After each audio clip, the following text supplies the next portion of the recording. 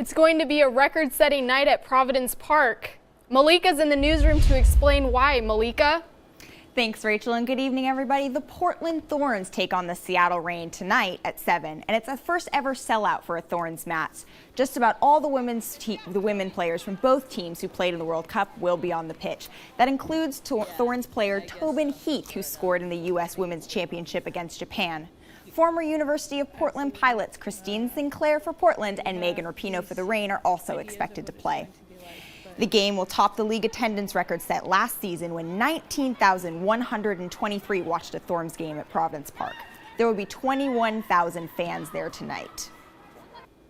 NBA Commissioner Adam Silver hinted at changes today in the league's playoff format. Silver said that they're leaning towards seeding the top 8 teams in each conference according to their record, and that basically means that division winners would not be guaranteed a playoff spot, where currently division winners, like the Blazers last season, wouldn't be seeded any lower than 4th.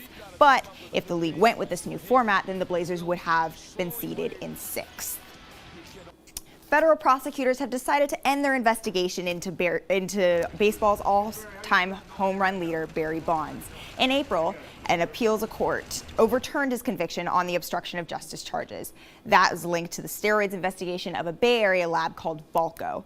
Bonds has never admitted, and it has never been proven that he actually did use performance-enhancing drugs while playing.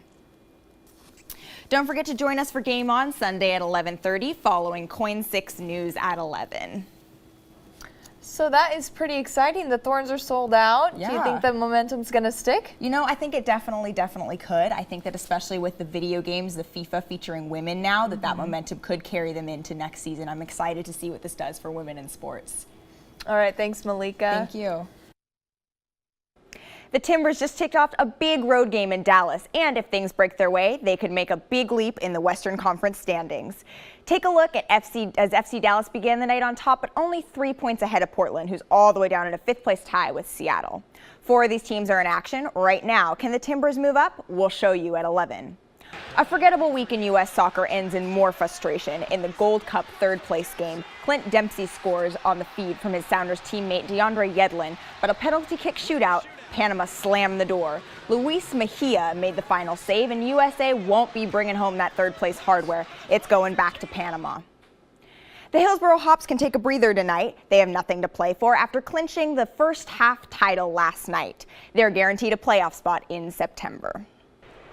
It's been the story of the Mariners' year. Win a game like they did last night, then give it right back the next day. Robinson Cano's 3-run homer gave Seattle a big lift to put him on top of Toronto 6-3, but the Blue Jays fly by him at the finish line. Chris Colabello's 9th-inning grounder sinks the Mariners 8-6. The price on Cole Hamels just went up, a top candidate to be on the move by next week's trade deadline. Hamels threw a no-hitter in what could be his final game with the Phillies. Check out that no-hitter saving catch by Odubel Herrera that ended the game at Wrigley Field, Chicago. It's Hamels' first no-hitter and the first against the Cubs in 50 years. We have more sports after a short break. He's back. Adrian Peterson, child abuse charges in his past, rejoins the Minnesota Vikings.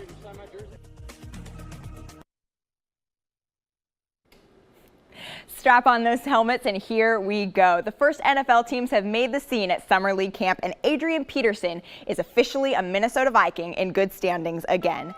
Fans lined up to greet the star running back at Vikings camp. Peterson missed all but 1 game last year, dealing with those felony charges of hitting his 4-year-old son with a switch. He pled no contest to a misdemeanor, if you remember, sat out the season, but now he's back and he says in a good place. My body feels great.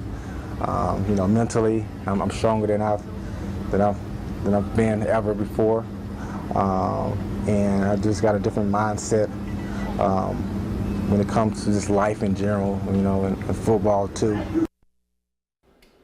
The WNBA is halfway through their season, and Franklin High School grad Shoni Schimmel put on a passing clinic today in today's All-Star game in Connecticut. Schimmel, last year's All-Star MVP, put up 13 points and dished out 6 assists. Her game is perfect for a showcase like this, where fans look for flashy plays and style like Schimmel's behind-the-back pass.